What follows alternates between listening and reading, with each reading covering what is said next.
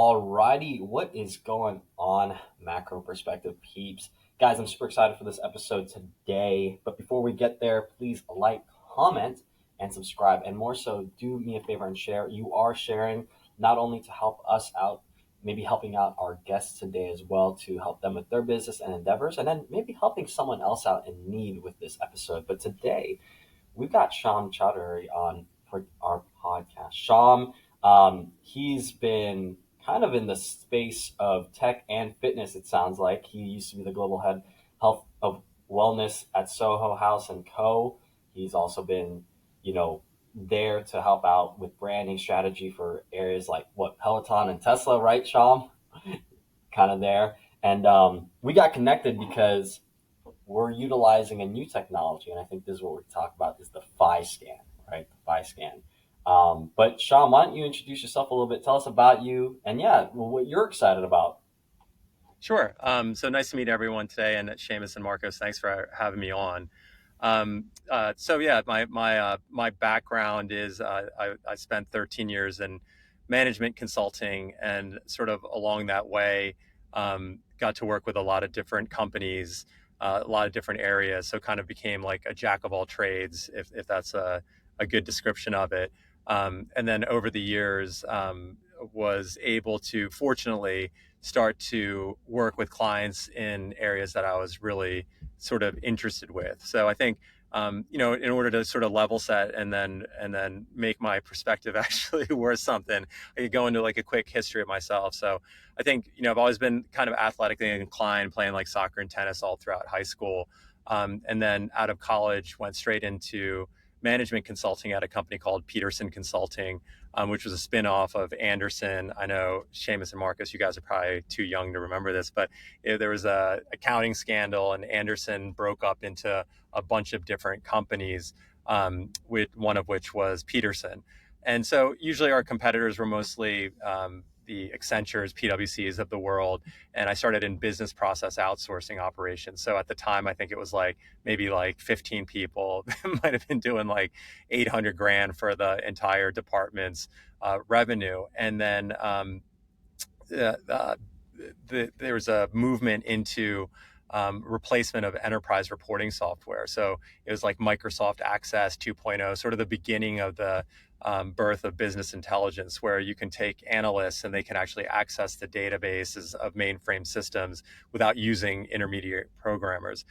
And so a group of us started to really like get into that, and then look at other platforms that were available at the time to do that type of work. And then sort of fast forward, we built that business up to about 50 million bucks a year, in between New York and DC. And then DC being where a lot of the government contracts were that were using this type of tool. And then sold the entire company to Navigant Consulting, where Peterson was acquired. And so I think early on, I kind of got that taste of hey, what happens when you sort of work hard, even if it's for another company, get equitized a little bit, and then benefit from that sort of exit. And so we've kept on, sort of like chomping at the bit and working with it. I moved down to DC from New York. I spent another 6 years down there building up the practice. Now the entire company was doing a little over 2 billion in sales, and we were about 800 million of it. Had about 200 people working in our group. I was leading the group in DC, out of both New York and DC. And really, for lack of anything else, just kind of got bored. I was kind of in my um, late 30s, coming on 40, and just kind of like got bored of like sitting around. I'd ask the guys, I'd be like, hey, what do you want to work on today? They're like, why don't you go sell a couple more jobs, old man, and stuff like that. And so I think that kind of just had me reach out to a couple of headhunters, and not being really having an exciting story about it, just got picked up by a group of investors that had just invested in a company called Juice Press in New York City that did sort of juices, vegan eating, and had 1.5 stores, because that's actually where they were. They're building their second store, but they actually attracted some really interesting investors, including Ken Langone, who was the founder and chairman of Home Depot, as well as New York Yankee Mark Teixeira, Russell Wilson, and a bunch of hedge fund people involved in the hedge fund finance industry, either retired or in that line of work.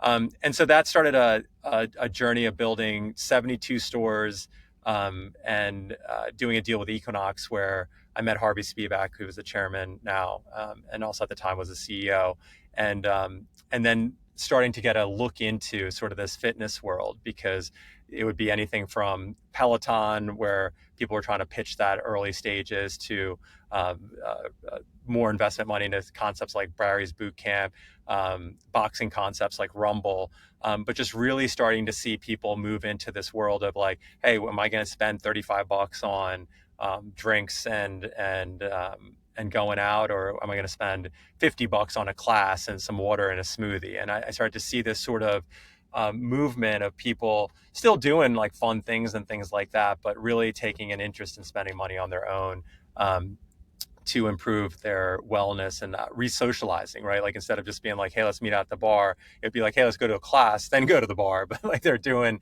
other things than just this sort of like, hey, it's 5 o'clock or 6 o'clock on a Thursday or Friday, I'm just going to go out with my friends and get drunk.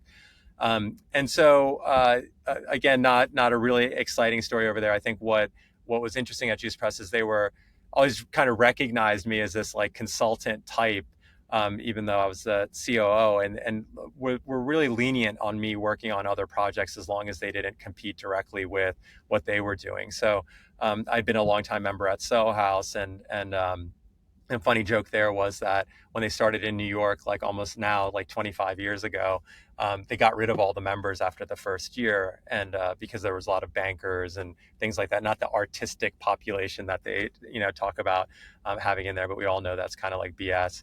At this point.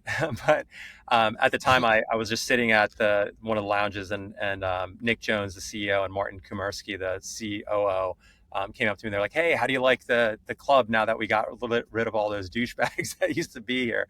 And I'm like, oh, I must have made it through the cut because I got a couple tattoos, but I'm actually a management consultant. And so it started a really funny conversation with them, because they were like, hey, we always see you running up and down the West Side Highway. Like we thought like, you were like some actor or something like that. And I'm like, now it's like, I would love to do something like that, but I got kicked out of every band I was ever in, and went into this like, sort of like finance consulting world. So, fast forward almost like 15 years after that, and then being in that New York community and that health and wellness sort of scene, they were like, hey, we want to start a juice concept. So it started with like consulting with them in London and launching a brand called House Press there. And what was interesting, at the time we were doing about 50 million in sales for Juice Press off of, what I'd say close to about 72 locations, 68, 72 locations at the time.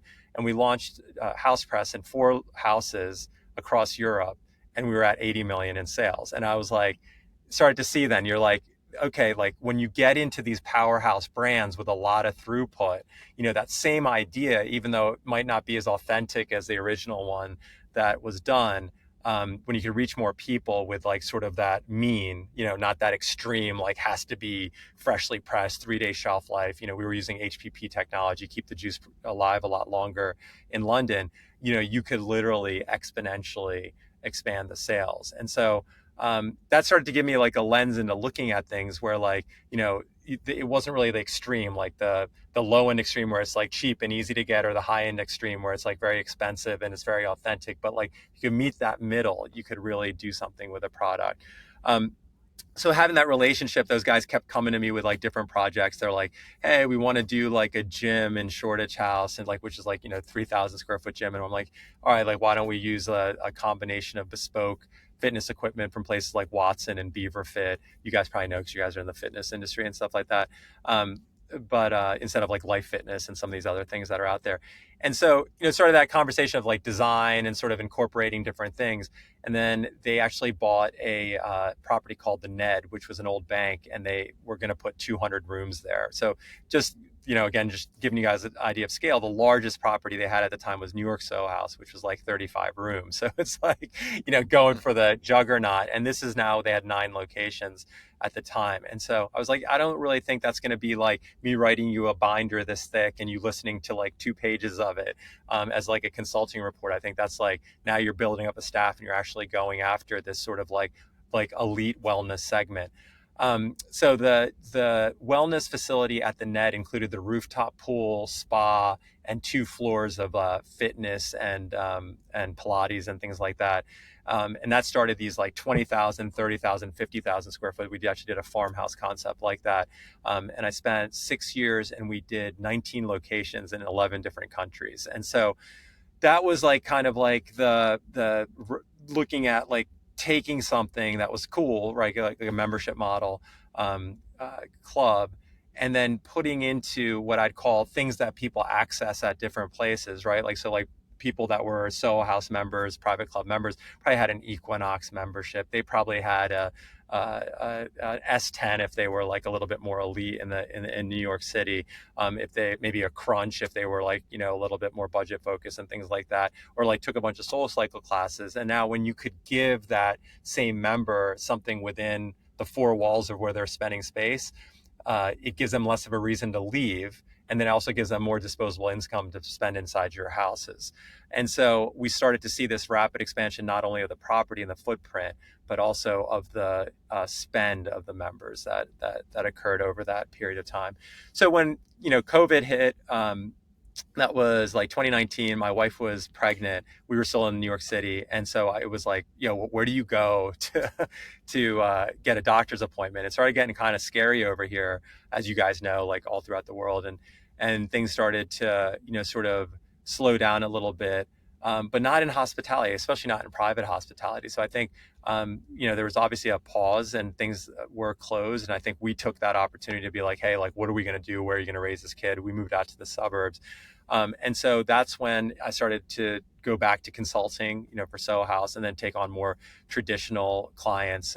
You mentioned someone like Tesla, Smith and Wesson, really doing product consumer targeting projects. So how do you take existing products, like in case of Smith and Wesson, like that are focused towards military, and then you have a consumer grade, and how do you put them together and then tie them together so you could have the same message from a marketing stance to the public. So really, now you think it as simple things, but like how do you take the consumer mindset to look at something and be like, that's what I got to have.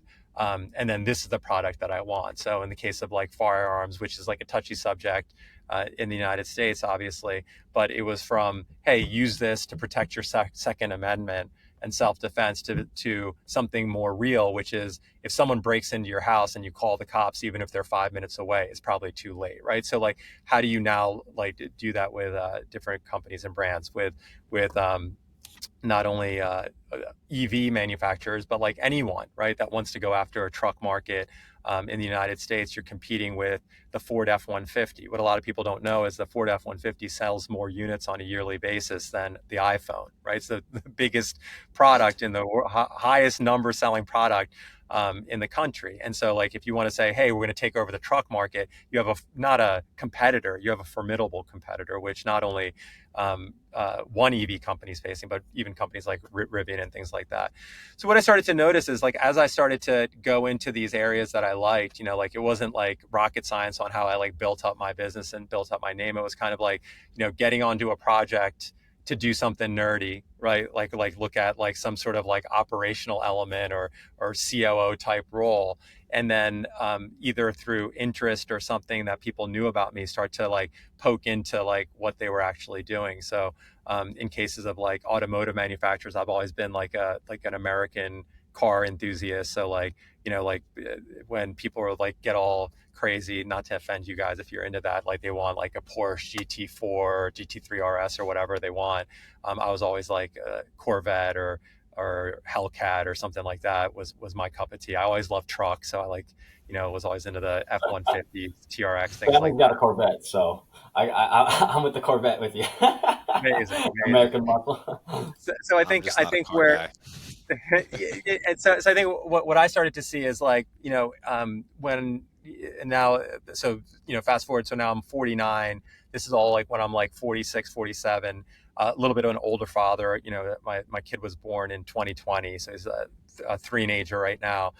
I was kind of looking at things and I was like, how can I like get involved on projects in a way where, I could obviously give some value, but I could also have a perspective that could help the company efficiently go after markets that I know and initiatives that I know could be not only profitable from a revenue and gross margin perspective, but also allow them to have a line where they could keep going back into that segment and sell and expand, because I sort of immersed myself into that.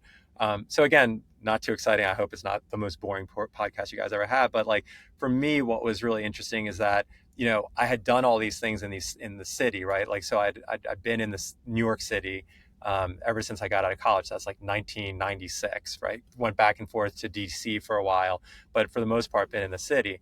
And so me going to the suburbs wasn't even like, like on purpose, like kind of like that normal progression of being like, okay, I've been in the city and now I'm having kids, I'm going to suburbs. Obviously I did that because I had a kid like later on, but I spent so much time in the city. It was almost like people looking at me being like, why would you want to be in the suburbs right now? And so what I really saw over COVID was a shift in the paradigm of what was actually cool. And then this coming into like my perspective on things, right? And I think that while living in the city, it was interesting because it was like everyone was like living at a level here, but like very few people like this much, right? Like were like living at that level of spending and were like able to save anything. And so it was always like this rat race. And so when you looked at the dynamics of the suburbs and the city, I think people always thought like, oh, all the rich people must like live in the city. But when I went down to the suburbs, back to the suburbs, we actually ended up getting a farm. We have a barn. We kind of made it into like a mini farmhouse, like Equinox situation with all like the different equipment companies that I worked with, fitness equipment companies that I worked in the past with. But it was neat because I would like look at my neighbor who was a PwC partner, and he'd always been there, right? So like he started working in the Philadelphia office as soon as he could, moved to a suburb of New Jersey, ended up getting married, having his kid like in the suburbs a little bit earlier. But you saw this bank of wealth being accumulated. And when I started looking at the neighbors, it was like this bank of wealth being accumulated. So when I started to look at products and where they're trying to implant themselves, I saw this really like opposite sort of dynamic where like in the city, even though there was a propensity to spend, there was tons of competition in terms of what you were going to spend that money on. And in the suburbs, what there was like a lot of money, but not a lot of things that they had access to, right? In terms of spending. And so you saw this sort of like different shift, right? Like, so like the value of $1 to someone in a city and a value of $1 to someone in the burbs in terms of purchasing power parity, meaning what they could purchase, they're completely equal, right? Because you're buying the same product with Amazon and all the stuff going at home, it's all the same stuff. But the value to them was much different, right? Because there isn't all this excess spending in the burbs. So that dollar is worth a lot less to the people in the suburbs. So let's just pause for a second there, right? Like it sounds silly, but what ends up happening is in the suburbs for a lower per capita income, you actually have 10 times more purchasing power because you're not spending shit on like Ubers. Are you allowed to curse on this? Sorry, I'm so sorry about that. Yeah, Like, yeah, absolutely. okay, so like you're not spending stuff on Ubers, you're not spending stuff like going out to dinner and spending like insane amounts of money on like the same meal that you're getting in the burbs, and then you're also not doing like really odd things like going out at 2 o'clock in the morning and then not remembering what kind of bar bill that you spent, right? So I always say like nothing good comes after 11 o'clock unless you're in the burbs and you're in your backyard and stay up all night if you want, because there's like very little damage you could do. And then what I started to see is like a lot of these brands who were getting smart that were going back and targeting these consumers in the burbs. And I think a lot of those are like sort of these restaurant groups that had like maybe one or two like hits, went to different cities like Steven Starr's restaurant group, but then making these sort of concepts accessible for the general suburban sort of clientele.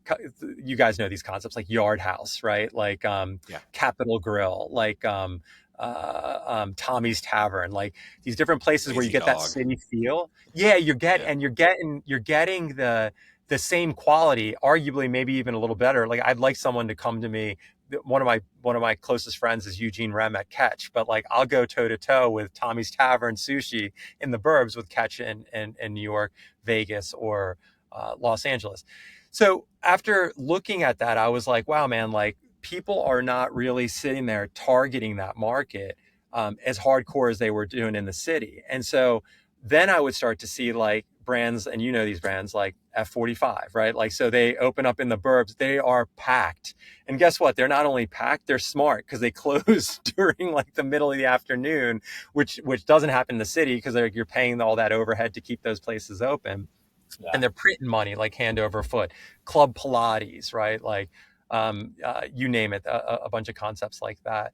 And then Yeah. I think the biggest piece that I saw is like this sort of movement of like the mentality of those sort of suburbanites to start defining, what their, next 5, 10, 15 years would look like. So I started to see like brands like Lifetime, right? Like just start blowing up, and to the point of blowing up and then taking over bigger known or like more elite brands like Equinox, and then not only taking over the suburbs, but now Lifetime's coming back into the cities and opening up these flagship places as well, but under a different lens, right? Like you'll go into a Lifetime and you might say, hey, you know what, this is like maybe a little bit more upgraded than an LA Fitness. But the reason why that is because it's wear and tear proof, right? Like they're not thinking about like redoing the floor every 2 years, right? They're redoing the floor every 10 years. They're not thinking about a customer coming in there and then having to spend for daycare while they're going to the gym because they put it right in there, right? So like they're thinking of all these things. They're not thinking of that parent also being like, oh, well, I'm not going to do that because for little Johnny, I spend $3,000 a month at Montessori. So why would I throw him into some jail cell at Lifetime while I work out? So they bring that Montessori-like quality to their four walls. So I think if I were looking at like, the theme of what you guys do here, the macro perspective, I think I'm seeing like sort of a divergence, right? Like of like that aspirational lifestyle now being cloudy, right? It's not so much like, hey, I'm going to work hard. I'm going to get like go to college and I'm going to graduate. I'm going to go to the city. I'm going to make a life for myself. To me, it's the beginnings of like sort of this suburbs are cool, right? Like I joke about it. I'm like bridge and tunnel now because I live in the burbs and I come in the city. I can't wait to leave.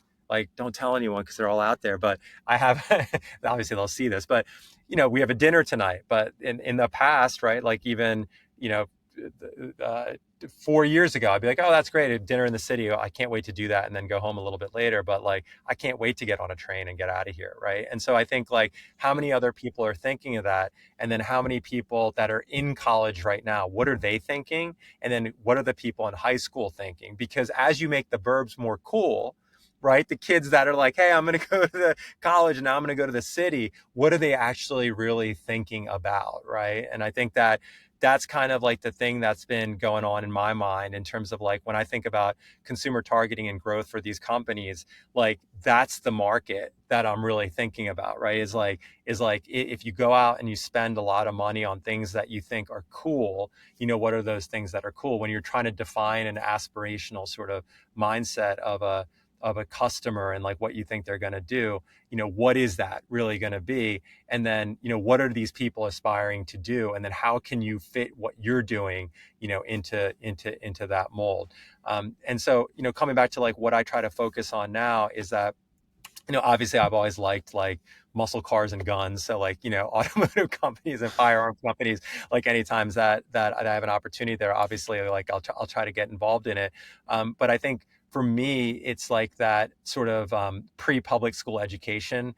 I have a client that I'm like really like stoked about called Portfolio School that I'm working with that it started in New York City that I think has expansion possibilities. Again, because I'm looking at what's happening is like people spend whatever they can on their kids, Yeah. more so than they spend on themselves. And there is definitely a void from about 6 months till they get into the formal public school system. So again, like, I don't want to come here and BS you guys and be like, oh, like I'm into like education for all and stuff. I am, obviously, like everyone is, but I think from a financial perspective, I think there's a huge opportunity in the affluent to semi-affluent suburban markets for that type of school, just because I know we had to waitlist ourselves to get into Montessori in our place, and there's other families that are doing that. So again, you have this outsized demand and very, very limited capacity. So I think there's a Yeah. massive market there.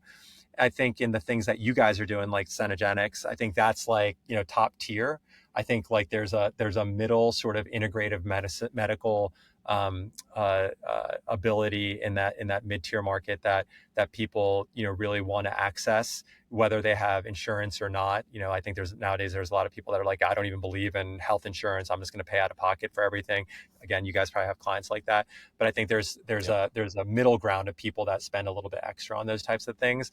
And I think at Phi and what we're doing here in terms of like real-time diagnostics that take out sort of the clunkiness of MRIs and things like that. Like, look, MRIs are always going to be there and you're going to need them at certain points, but they don't need to be, that first line where you're waiting like 3 weeks to get the appointment, go there, get blasted with a bunch of radiation, start getting all paranoid, have to get another one because they missed something and things like that. I think that there's technologies that are out there that can very quickly give you some things to do to make yourself feel better. And then without putting you guys to sleep, the last one I think is like really this looking at biomarkers and this sort of hormone health. So I think Yep. very high on that market as well. I think, myself, I've taken like a lot of these tests and things like that. And like, I think I'm doing it because I have some interest from companies like asking me to do some assessments of what they're doing in these areas. So I'm looking at what they're doing and things like that.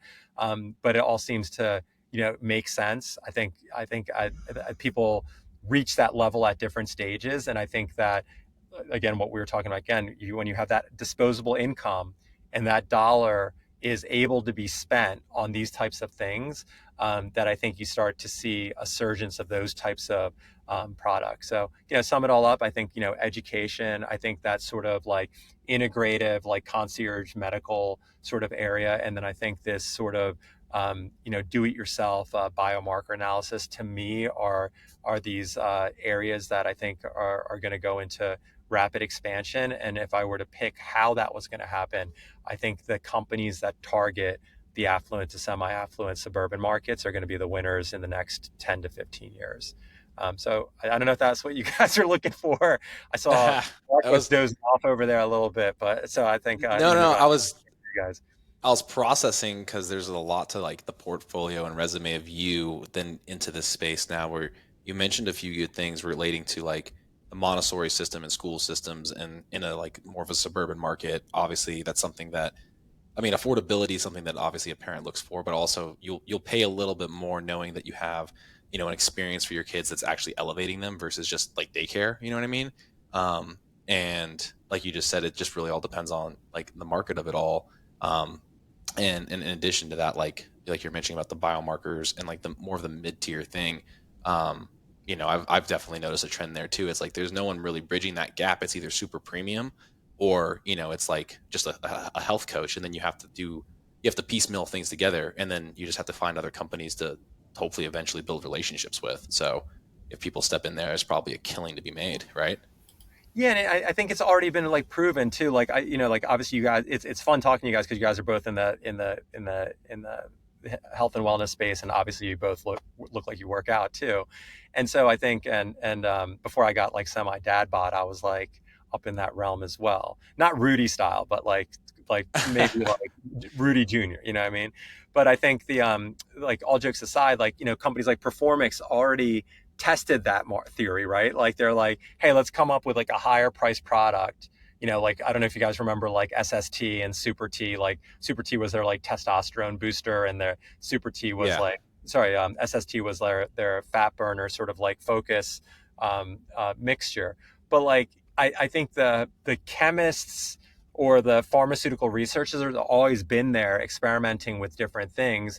And I think the one thing about pharma, and I don't want to get into a whole pharma debate and stuff like that, but like I think, unless you guys want to, but like I think the interesting thing about it is that like, look, the OTC stuff like started somewhere with prescription, right? Hmm. So it's not like that person that knows that that thing works, now that they know it's legal to do it without the prescription, isn't messing with it somewhere and selling it to some company and then getting it over the counter, right? So I think like Yeah. what I noticed with those products, with people who use them, and myself, right? Like I was like a big Performix user, back in the day, is that now, Marcus, what you said with the biomarkers coming forward, like, almost a decade later, right? Yep. Back then it was like, oh, testosterone, that's a steroid. Like, it was like, like you're like Jeffy Juice or whoever was in the gym that was like selling it out of their bag. People would be like, I'm going to do a cycle and like get some quads and shit like that. And like, I think like now it's like, oh, you can go to a doctor and get all that, and you can get pellets and you can get injections and you can get peptides and you can get all this stuff.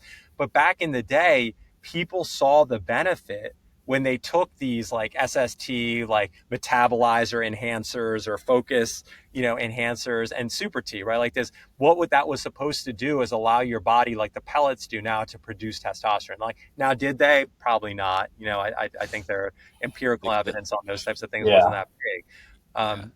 I think they were clinically significant, right? As like the lens they use, and then you learn on data analysis. A great drug, though.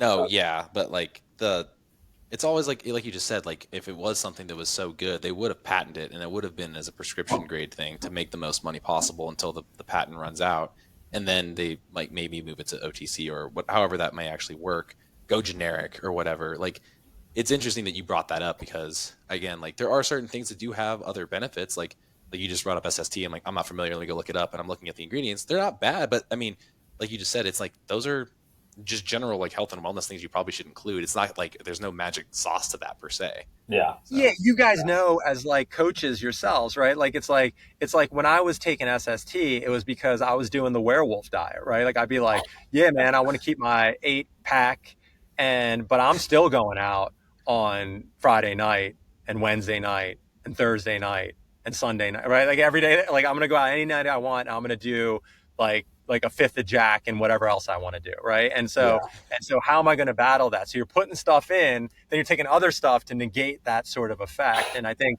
what now it is like being older and you want your kids to do it, you do as I say, not as I do. Like we have a funny joke in my house, like had a bunch of Harleys, got rid of all of them because my kids started to actually sit on it, not to sit on dad's bike, but sit on it because he's like, I'm going to get one. And you guys are going to laugh because you're like, how do you know that with a 2.5, 3-year-old? And I'm like, I could see it in his eye. And I was like, I'm going to take out any doubt that he ever thinks that those things are cool. I get him any car he wants, but I never want him on that thing, right? Yeah. I think it's the same thing with this other lifestyle thing, right? Like it's like the sooner you pull it forward and you start doing these types of things, then the more reasonable and balanced your life becomes. And I think back to Marcus, what you said before is like, yeah, you don't want to send your kid to daycare. I'm not going to name names because I don't want to like trash other brands. But before we went to Montessori, we were somewhere else, right? And I think it even felt like jail dropping him off, right? Like we put him in. It would be like this door. It would open up. It would be, you put him in. You're like, oh my god, dude! Like I'm sending my kid to like the penitentiary and things like that. And so when I was thinking about it, I was like, it would be interesting, right? Like it's like, and then the other thing is, and you guys probably have experience with your own kids or friends of kids with kids or family members, but like once you put them into like that sort of pre kindergarten program, they're getting sick every other week, right? Because there's kids that are in there. The parents are sending them in there for daycare, right? Because they actually have to go somewhere, and they're not really putting them in there to get stimulated. So, I actually workshop these things with myself and like other people I work with. And we were like, it's almost like you want that, the way that you solve that first element is you got to charge not double, but like 3 times more. So you got to take a Montessori that's $1,600 to $2,000 a month and then be like, no, we're going to charge $6,000 a month, because what that's going to make it is cost prohibitive for people who are putting people in there just to go to work, because there has to be another reason why that parent's sending their kid there. So if you're doing that, is there, no pun, I'm not trying to plug it, but is there a macro benefit of saying that by raising that price and incrementally raising the instruction, but we all know like at that level of child, like it's like all the teachers have the best intentions and they have all the tools of what they can actually do with that child. But now what you're doing is, by changing the demographic of people that are going over there, you might reduce the risk of a parent who's like, oh, you know what? I see it all the time, like on drop off, like it's like they're wiping boogers off with a mop. You know what I mean? And they're like, and you're No, like, oh yeah, man, like, am I really going to send them in there right now? So I think that's one of those things where you think about like that same level of product being priced at different ways, that reach the same audience. And again, like not trying to bring it back, but Performix, right? Like, was that really, really different than Hydroxycut, right? Like you have it pulled up on your screen, Marcos, but Yeah. there's a similar product, but you're talking about a 3 to 4x price increase, but you're yeah. getting a different demographic, right? Timed release beads. Yeah, right. You know what I mean? Like in my bloodstream releasing it like when I want to, like I doubt it, you know? So I think like, those are the types of things to keep in mind. I think when you're thinking about, how you introduce these products, what are they going to cost, and then Yeah. who are the people that are actually purchasing them. No, I love that. That's I think Marcos and I, it's so serendipitous. I always tell Marcos, anytime we have a guest eh, on, it's so yeah. serendipitous because we have a big meeting tomorrow, kind of covering our offer and our anchoring and pricing, and knowing the difference between someone that, they pay this monthly rate and it's like a cheap rate. They're probably like most of your problems. And I've seen this managing gyms, right? I've seen where people have been grandfathered in at a low rate, but they are the most annoying, undeserving type of client. Then when you have someone paying the new high rate when you pull that lever, right? We were using the gym launch system from Alex Ramosi, and we pulled that lever back in 2017, 2018, and we started anchoring at a weekly price and at a higher price. Those clients never bothered me at all. Never bothered me. If anything, they get the best results, got everything going, and it just kind of showed you the demographic of like, all right, low price, higher price. They're willing to pay this price, but guess what? The results were freaking phenomenal. We got better client referrals from them, and we started filling the gym with a culture that I love. You know what I'm saying? Instead of like a culture of complainers, people that like, when you pay more, you pay attention, and you really see. And It I agree with stings. the whole Montessori thing, dude. It's I'm not there yet. I don't have kids, but I know Marcus is probably thinking about this right now as you speak. Oh, are Well, you are I you mean, expecting right now, Marcos? no, we have two, but my Okay. son's actually in that transitional phase that you mentioned between, Yeah. he's 5, so his last day of school at the, we'll call it the premium version, right? Even though it's Yeah. not the most expensive. It's like kind of mid tier of like a child care system, right? Whatever you want to call it. They do have like they had a curriculum. They've been just kind of chilling out during summer. Okay, cool. Right. He's about to go into kindergarten. But again, now I went from paying a second mortgage in childcare to like cutting it in half, right? Which is like, okay, now I've freed up some things, but like, is my daughter getting the best attention? Is there one closer? Because I'm already used to this money going out, Yeah. right?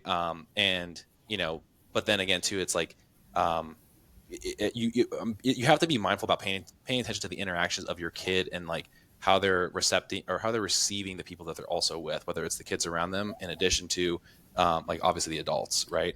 And they actually bumped up their rates, and I was like, cool, they got to pay their people more, because if they lose these people, then what? Then there's turnover. Then it's like the first daycare we went to, and when Yep. you have that experience, and you're like, hell no. Like I remember my wife had access to, they had like a CCTV like app that we could look at.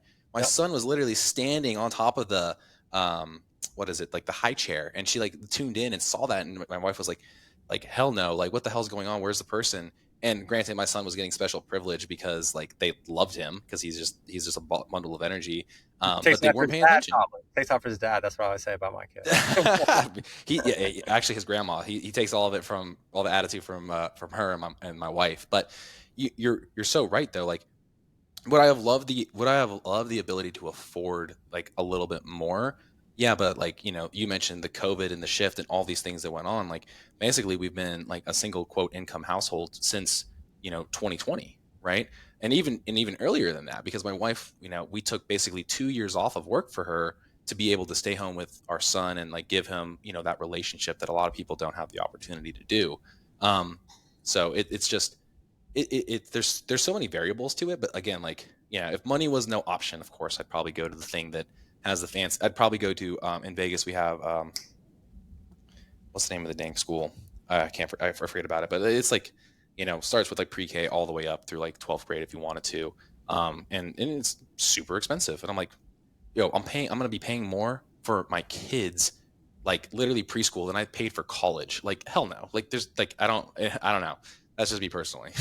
No, it's interesting you say that, right? So I touched on it a little bit. Like we moved from New York City to the suburbs of New Jersey over COVID, and so ironically, being in New York ever since I left high school, I didn't really know that much about New Jersey, right? I just knew about where I grew up in New Jersey. So we moved back to that town. It's called Moorestown, New Jersey. It's in South Jersey. And so I think what's interesting, Marcos, is like I'm a firm believer, believe it or not, in the public school system. So I think Same. there's nothing that is better than the public school system for the kid. Now a lot of times people are like, hey man, why didn't you move to the burbs like right outside of New York? And I think like because I'm about a 1 hour train ride outside of New York City from Penn Station, and about 20-minute drive from the train station to our house, and 1 hour 20 minute commute into the city. And I had a very like clear answer on that. And I think for me, for my kid, it was like I realized the benefits of growing up in that town, like literally a decade after I started working professionally. So that doesn't seem to make a lot of sense, right? So like when I was like, 15, 16, 17, thinking about my future, I never thought about, setting goals and doing things until I was 31. So like what happened in Mhm. between that time, right? Like it was like I was literally chasing what I thought everyone else should be doing and all that stuff like that at that time. And I think it's what I was talking to you guys before. It was like I started to ask myself what separated me from my neighbor Mike next door, right? Like who like settled there, started a family earlier, and was very clear and direct about what he wanted to accomplish, a lot earlier on. And so, back to what you were saying is like I would say my like a lot of times people are like, yo man, what's your, like they're about to have a kid, they're asking questions or like what do you do? And to me it's like the the cost of the kid to me is like whatever you have, right? So I think it's like for me, it's like unlimited. So we didn't get just a nanny. We like interviewed like a girl that was in like nursing school.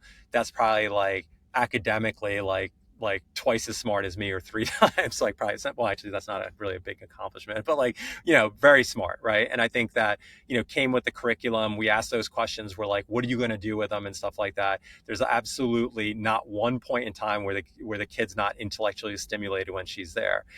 And the reason why we put him into Montessori wasn't because she's not there, because she's there, right? So like she's like so what we wanted to do is make sure he had some interaction with kids, so he like learned how to socialize early on. Being an only Yep. child, I think that is something you have to like deal with, so you don't go into like sort of only child syndrome, if that's like really a syndrome, and things like that.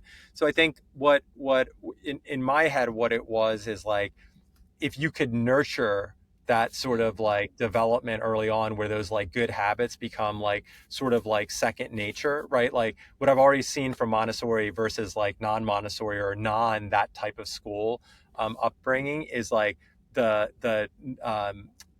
the non-attraction to the attraction to work, right? Like so like Mhm. our kid, his name's Drake, he's like always wants to do something, right? Like even like last night, like comes back, he's like, Daddy, let's go wash the car. Daddy, let's go water the lawn. Right? Once he gets out there, he's like scratching the car and he's like watering the pavement. But like it's that idea that it's like I want to be constantly busy doing something, right? Like, can I get my toy? Hey, go get your toy. No, no, I'll get it. Right? Like it's like that type of behavior I think starts early on and that becomes like sort of innate to you. So I think it's like again, like, a lot of people might disagree with my opinion. Sure, there's things and traits that are genetic. And like, you made a comment earlier, Marcus, you're like, he gets that attitude from my grandma and stuff like that. And I think there are those Mhm. like personality traits, but I think these things like work ethic, they're like observed, right? And they're Yep. like imitated like sort of early on. And I think that, that's what, when I look at him in the morning, I'm just like, that's my number one concern. It's like, dude, like as soon as he starts, like, because I see tons of kids like this, like I see like relatives like this that are just so fucking lazy that you're just like, what's wrong with you? You know what I mean? You're like, don't you want to wake up and just have something that you accomplished or some sort of purpose that you could go home at the end of the day and be like, I actually did that and things like that. Or like you're out with people and be like, oh, I wish I had time to do this, but you're like at a bar and they're like plowing themselves with liquor. You're like, dude, like maybe you shouldn't have like that next one. I'm drinking too, but like, why don't you like maybe like wake up a little earlier tomorrow, and do this type of thing. So I think, on the kids education side, I think it's like, I would rather, like eat like freaking, what do they call that thing? Cup of noodles, to Yeah. like to pay for that. And so I say like, I just met you today, Marcus, but like I Yeah. could tell we get along because I think like Oh, for not sure. everyone thinks like me and you when it comes to the kids, right? It's like they're like, oh, I got to compromise for my kid. For me, dude, there's like no No, compromise. Like it's I'll show not you a. right now. I'll spare it here. I'll show you right. Oh, you guys can't see it. Like this is like American Eagle, bro. 24.99 jeans. You know what I mean? Like this is like This Lululemon is from like 3 years ago. You know, this is but a like $10 T-shirt that I like bought in bulk. Yeah. Marco's talking about this a lot. We talk about this a lot. I'm literally like, all I care about is like the Steve Jobs approach: black polo or black shirt, black blue pants, and then like Hey, it went. It black went. and It white went. like minimal shoes. And it's like a Darwinian type of approach where it's like I can dude, go work out, I can walk Uh, around, I can be in a professional meeting. Oh, guess what? It was all less than like $10. You know? yeah. 100%. So But my kid right now is in like a big pony player in Chubbies at school, right? Like so it's like his like one outfit today is like my entire wardrobe budget for like a year probably, so like Yeah, so, yeah, so yeah. I think what that ends up doing is like a lot of parents might be like, that's going to spoil your kid and things like that. But I think what they observe is like sort of like a selflessness, right? Like they're like, Mhm. like I'm getting the things that I want, and then there's things that are being like sort of like asked of me, And so I think with him, it's like, like, hey, no, I don't want to do my alphabets, or no, I don't want to do the drawing right now. I want to have a popsicle, and it's like we've always been like, no, well, if you want to have, this or that, or you want to have Miss Devon come here tomorrow for you, his Yeah. nanny, we'd be like, you need to do this, and it's been very sort of like like any other kid, like a little bit rocky and stuff like that, but very consistent in terms of that sort of behavior. And I think like the more people that do that, I think with their kids, can can actually, instead of talking shit about change in society, can actually do it, right? Like I'll give you another good example. The motorcycle one is like a funny one, because people would be like, dude, we could never imagine Shom without a couple Harleys and stuff like that. But like a more serious one was like, I had a ton of like firearms, like, paraphernalia, right? Like I had like all the way from like join or die with an AR-15 on it and a snake going through it, to like like pastries of a AK-47 and stuff like that. And I'd wear that stuff around all the time. Like I had a shirt that said protected by AR-15, like the ADT security thing, but it said that on there. And one of the parents over, one of those breaks they had during the school, what we did is we just invited certain families that we were close with and said, hey, like, we have the nanny over at the house, so why don't you just drop your kids off so there's no break in sort of the curriculum, and sort of, but we actually bonused her with a bunch of Hokas, the running shoes. Shoes. Yeah, Yeah. she wanted those, and she was like, I'm not going to take any extra. We're just going to get you your Hokas, but what was interesting is one of the mothers came over and she's like, dude, like I love it when he comes here, and like you're like the best dad ever, but like you guys have a shotgun in your den, which we do, right? So we have a Mossberg shotgun, like a police issue one, in our den. The ammo's locked up somewhere else. We obviously have other guns in the house and like fingerprint safes and stuff like that. But I never thought of someone taking issue of that, because it looks like sort of like a piece of art, even though it is there and it's active. If someone were to like breach the front, you could take it and like utilize it for whatever you need it to do. And so, I thought about that. I was like, hey, don't even worry about it. We'll lock it up. But then she was like, the reason why I'm saying that is because her son had been coming home saying things like shooter, shooter, and like, I'll shoot you and I'm going to get my gun, or obviously learning it from someone else and things like that. Yeah. And I'm like, how did they learn that? And so like, it became this quiz. And again, like everything's not serious, because like Marcus, you probably too, you're like, I wonder what parent is teaching their kid that, and that kid's doing that. And so like you go through that thing. But I was Yeah. like, how am I not guilty because I'm wearing these shirts? Like maybe they know it, maybe they don't. And I literally took every one of those shirts. It was a garbage bag, like this big, Yep. like literally you can't see it on the screen, but it was massive, like a contractor bag of clothing like that. And I donated it. And I think, like, those are the kinds of things that when you think about it, it's like, it can't be like a do as I say, not as I do kind of thing. Like, obviously the tattoos are a problem. When he wants to get a tattoo, I don't know what the hell I'm going to do about that. But, but I think, like, I'm just kidding. I'm not going to forbid him from that. I'm not going to forbid him from anything, I think. But I think the idea of instilling those values of being like, hey, like I think what's happened over time is it's been for everyone, oh, it's okay to do that. It's like, it's okay, let them learn. It's okay. Like, they're gonna curse anyway, so it doesn't matter if they hear that right now, right? That's not really the case. Like, we should probably not be cursing. Like, I just asked the question, I just dropped the F-bomb twice, but I think it's like, the more you try to hold yourself to that standard and they like witness it, they're going to start learning that a little bit earlier on.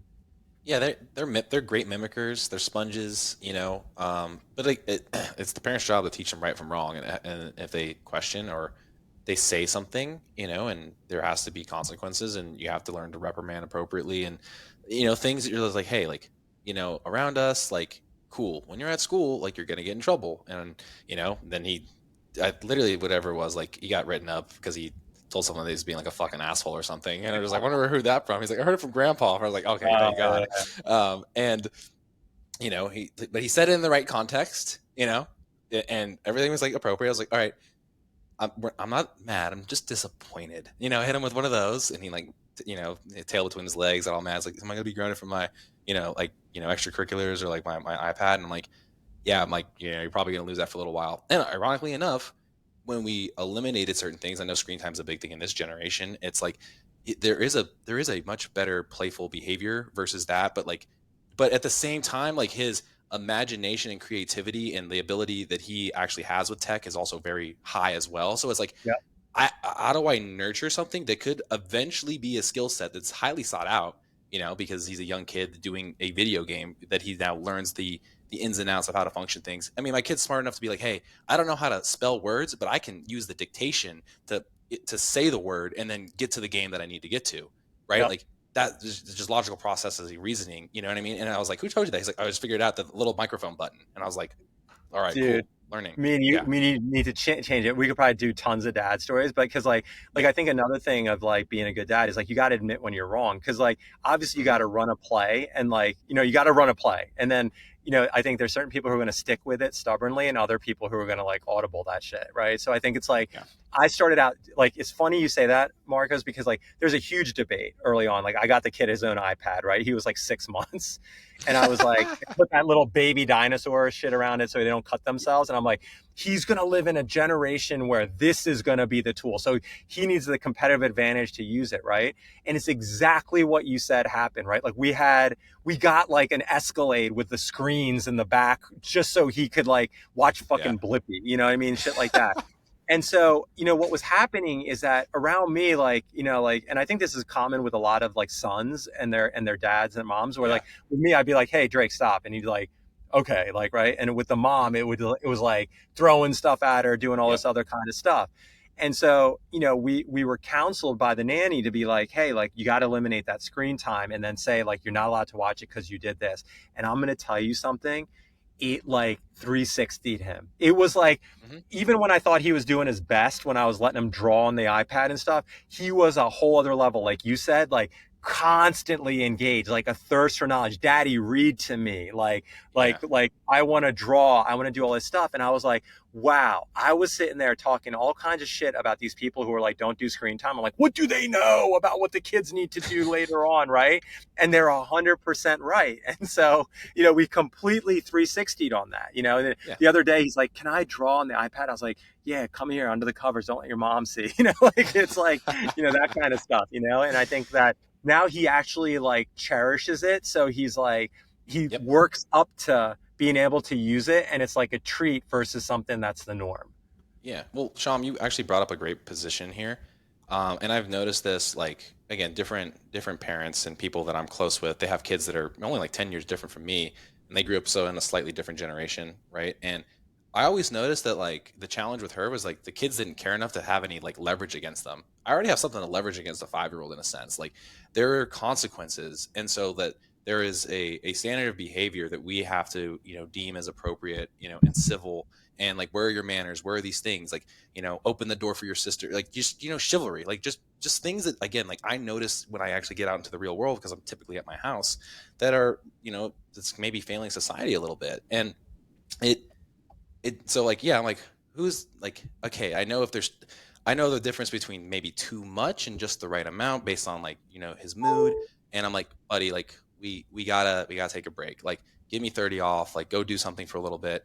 And like you just said, the difference, and funny enough, like, when a wife is around, when the mom is around, kids are Yeah. like 900% worse than when it's Yep. just dad, right? So as much stress as I feel when it's just me and my kids, when my wife's at work on Sundays, she gets ninefold that. You know what I mean? Like, it's crazy. So I'm like, oh my god. So, like, technically, I can't compare based on this, like, research study. And yeah, the other night she was just like, I'm so over this day and the kids, and like, just deal with them. Like, I literally, I'm about to, like, have like a mental break. And that it's just interesting to see the dynamic and sit back. And we had the benefit of observing our kids like fathers probably never got to, because of COVID, and Yeah. witnessing. I mean, I got to witness two different phases within this, and I know most fathers never have that opportunity. But at the same time, I sat down and had the realization of this: whoever I surround my son with, whether it's the circle of influence, right, or the kids that he's around socially, will truly be the dictating factor on how he's going to the man he will become. So Yeah, that's 100%. yeah, so those teachers, get to know them, schmooze them a little bit, ask the questions, dive deeper, right? And again, I might be that parent as it goes on through the education. And again, I agree in public education, because, again, like, that's where you have to have perspective. Hence the name of the show, right? Like, this is what most people are doing. Only the select few, or the privileged people, that go do that. I don't know if you're better off for it or not. I wish I would have gone to private high school, because I would have had more, probably more connections, and maybe have been further along in the career. But I wouldn't want to change how the work has stacked up to get to where we're at currently. So, but again, I'll probably give him the same opportunity as my parents offered me. Do you want to go to Gorman or not? Like, and he'll be like, I want to probably stay with my friends. Or he's like, actually, I'm so devoted in getting these connections. And I'll try to explain to him best I can at the time of what that actually means. It's like, it might just be an easier career path in the future. You might have to work harder if you go to public, right? You may not have money lined up to go to college, and dad ain't paying, right? And I'm like, you gotta go have to work for that. Like, the just little things that I'm like, I'm constantly wrestling with. And I think a lot of parents probably do, Yeah, if they're in 100%, the, dude. yeah, yeah. We So should, yeah, I'll get your number, man. We should definitely rap about it. That's like its own yeah, podcast. I know, I know. I'll Well, put us in a group chat real quick. I just want to make sure. yeah, and I know there's like so many other things, but I mean, this base story, I mean, honestly, it was the longest, like, intro, because they're like, I mean, the resume kind of speaks for itself. Is like, let people know more about you. And I'm sure people, like, coming into listening to us are like, okay, this guy's amassed a lot of things, and then you get this new perspective. And I mean, I really, like, appreciated, like you just said, like, understanding, like, the new age relationships of, like, business, like, because it really had been, like what Seamus said, is like serendipitous in the fact that we're talking about these things, we're kind of looking at that. He comes up with ideas that he's like, all right, cool, like, we know a model here and here could work, but what about a super premium tier? Like, what if we, like, get someone to pay us to fly out and, like, hang out with us for a couple of days and cook with them and show them all the nuances versus just talk to them about it? Like, that's a whole nother immersive experience. I'm like, damn, like, yeah, I'd be down. Like, that'd be totally Yeah. fun. People would get so much benefit from that. But I mean, like, it has to be worth everybody's time, No, so it, exactly. you basically just talked about that, and Yeah. in an indirect way, with, like, three-folding something, right, with the 2000 to 6000 Montessori. But same idea applies here. It's like, yeah, people probably need that. They want to see it hands-on. And I know when I get the best results with people, I'm physically interacting with them. That's just, Yeah. it's just, you can't replace that. It's just Yeah. so nurturing, and something that I don't think a lot of people get anymore. Yeah, I It's think being in the fight.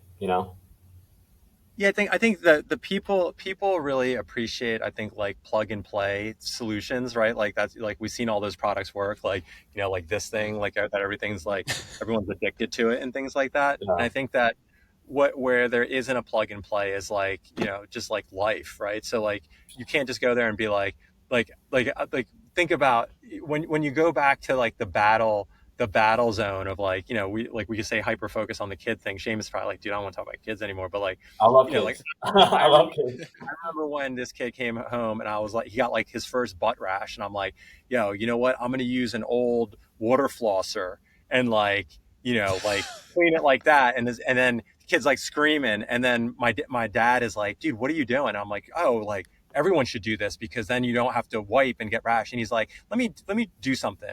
And he's like, takes the water flosser and then starts floss, like hitting against my cheek. And I was like, ow. He's like, does that hurt? And I'm like, yeah. And he's like, well, what if I did that to your balls? And I'm like, yeah, I guess you're right. And so, you come up with these ideas that are all like kind of trial and error. Like I had this idea of like the dad bag, where you like label everything, like where the wipes are, the extra water is and all those things like that. But like, I think, to that point, it's like when you guys think about like services and Yeah. things scaling and things like that, it's like, like just, there's never going to be that product that's going to be like, yo, man, this is what you need to do for your life. Right. So it's like, Yeah. I think what ends up happening is like these curated experiences that start out to be like, yo, this is whether it's Soho House, whether it's like, Equinox from a fitness level, whether it's like Cenogenics from like concierge medical practice, like it's going to be Montessori, like it's going to be a combination of all those kind of things. Now, what might be interesting is if someone ever comes out and be like, this is how you live your life based on these factors, right? So like I live in this zip code, I have this many kids, I'm married or single,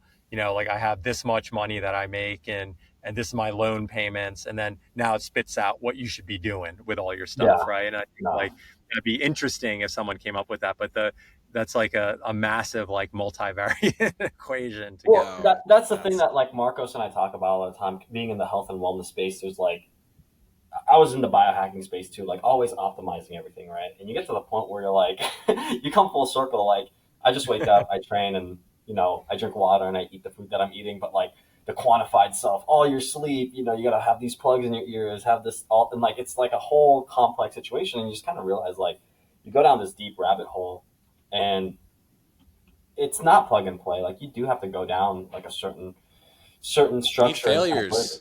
Yeah, there's You a need lot. fucking failures, man. Just So many call it what it failures. is. And You that's know, why, like like, I felt like with Marcos when we talked about like curating a higher tier coaching experience, it's not necessarily saying like, "Hey, Shom, this is how you're going to live your life now." No, it's yeah. coming in there with you, being in the fight with you, seeing like what you're doing, talking about like, "This is my life, this is my wife, this is my debt, this is my kids," and going, "Okay, I'm here with you right now. Let's find a way to work and collaborate together to do this, and how can we experience that?" Marcos and I have seen how it is with COVID, like being online, being concierge. But what we've been seeing with the macro perspective is like people are people, and you need to be there with them, kind of show them, be there with them, and be able to do that. And that means, yeah, I feel like a lot of my experiences, like going deep down those rabbit holes, will give them a different perspective because I can tell them, nah, you don't need to go down this. You don't need to go down this path at all. Just focus on this, and we're not going to waste any time. And help Seamus, you how out. dare you? Where's your precision nutrition hat? You have to shine the light on all the ways they could go and let them pick, bro. There you go. There you go. There you go. You're right. Right. Yeah, I'm still learning. I'm still learning how to become a better coach every single day.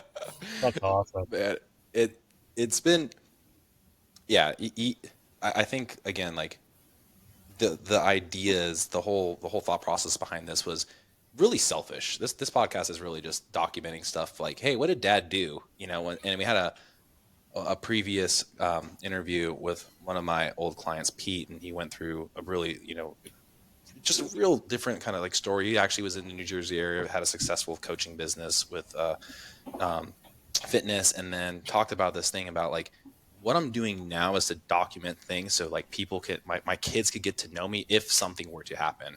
And I was like, man, like if that isn't a perfect message for like what this has become, it's just documentation, and there's conversations, and there's just rapport building. There's just commiserating about like the funny stories of your kids, and then the next thing you know, Seamus will be in his next venture with one as well, and it's cool to see. It's just like an evolution and an arc, and we're like kind of like glad that everybody that's come on, it's always been at like the exact right time. Like tomorrow, Seamus is here in Vegas.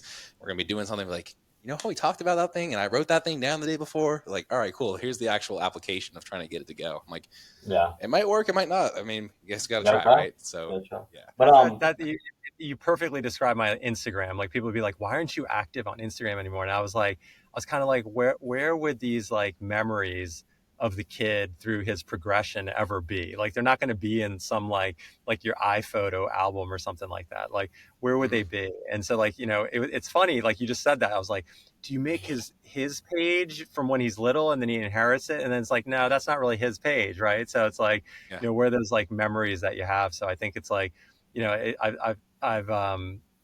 you're 100% right. It's like, how do they get to know you when you were a different age, instead of like, because we live in a digital age. Like, if I go to my dad, he'd be like, oh, when I was a kid. It's like, dude, there was like you grew up in a village in India, bro. Like, it's like there's like pictures where he looks like some Bollywood star, like over there. And so I think like Yeah. now we have this ability to be like, take a look at some of these things, whether they're digital print or videos and things like that are like available online, right? Where they get to know a different side of you. Yeah. Man, Sean, that's I so want good. to Yeah. kind of be predictive of time here and just make sure we're respectful of you. Sure. Marcos, would you have anything else to ask Sean, or anything else that we can harness on? Just want to make sure we're respectful of Sean's time. Man, I just know it'll go into a tangent, so I'll save it. No, go ahead. We'll Go see. ahead. I'll try to do it succinctly. There it is. There it is. Um, I never asked about like the Soho kind of actual thing, and like obviously like the concept there is like you own. Is it like kind of like a timeshare? Like I guess that's my question. Like you own like a house inside of like that like plaza. Like No, is that so what it it's is? basically, Soho House is basically a private membership club. So if you think about it like, just think about it if it was like Equinox that had like, I know they'll kill me for saying this, but like, like let's say like not Equinox, but a gym that then had a restaurant, a pool, hotel rooms, and then you had 38 of them around the world that you could go Okay. to only if you're a Good club. member. So I Yeah. think Okay. it's more of But there's bedrooms and houses there too. Like so like so you in stay on farmhouse, property. yeah. So there's hotel rooms, Okay. and then there's also at the farmhouse locations. There's two of them in London right now, and one being built in the United States in Rhinebeck, New York, where you have like not only the property and hotel rooms, but then you have like houses around like a farmhouse setting. So it's like kind of Okay. like you're in the country, and then everything's pay to play once you're there. So you pay for the membership, and then Yeah. when you want to reserve a room, you want to have a meal, all of those things are pay to play. Okay, cool. Because I was visiting it as you mentioned it, and I was like, oh, okay. Like, but like, do you own a property in this? And like, I get the membership concept. I didn't know if it was like, again, like how that all worked. But I mean, obviously, like if you want a similar experience but different areas, I could see how that could be exactly what people Pretty. want to go to. It's like, Yeah. okay, you're I, piggybacking on different countries and countryscape, right? Yeah, I think what it was, I think what it was is like, and then so like, if you guys like, so Soho started, it was like the idea of Nick Jones, one location in London, and he like scaled it through multiple years of not only financing, but just like grinding and building it. So what it's really known for is very high end design, and very dependable cuisine. And then like coolness Okay. factor in every single one of the location in every single one of the markets that they end up opening it up in. So one of the things they did here in like New York in the meatpacking district is like, when I was like in the late 90s, actually, um, through 2000, really, the meatpacking district was like prostitution row. Like that's all it was. It was like pretty dirty area. They were the first ones that Meat took a packing, massive huh? piece Yeah. out there. And then now that's the place to go, right? Like all the restaurants, all those things are over there. So I Yeah. think what they do is like they did the same thing in downtown LA. So like right near, where an area that could be considered like uninhabitable, made the Soho House DTLA location based on the success of West Hollywood, and Yeah. actually built up that location, that street, and had other sort of tenants move in there because they're there and things like that.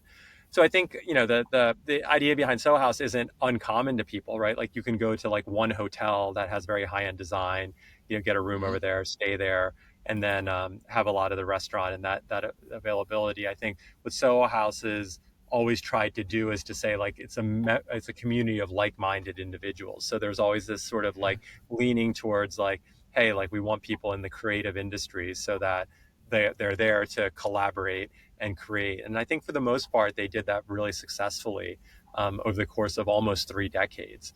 And then most recently, they went public as a public company, and now they have a $3 billion market cap. Dang. I'll have to visit the one in West Hollywood in downtown LA soon enough. So Sounds like Yeah, you're gonna dude, need a membership, bro. you guys will dig those things. Yeah, awesome, awesome. Well, we'll wrap it up here just to make sure we're set. Yeah.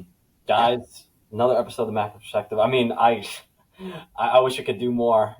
Marcos, we're gonna have to play with like a 3 hour one I day. know. Just selfishly, we'll do one of those Just one selfishly, time. but Just we want to be yeah. respectful of everyone. So with that being said, guys, like, comment, share, subscribe, and yeah, for real, please share. We got a lot out of this. I think there's so much more that we could have gotten from Shom, but I know he's got a busy day. So, Marcos, anything else?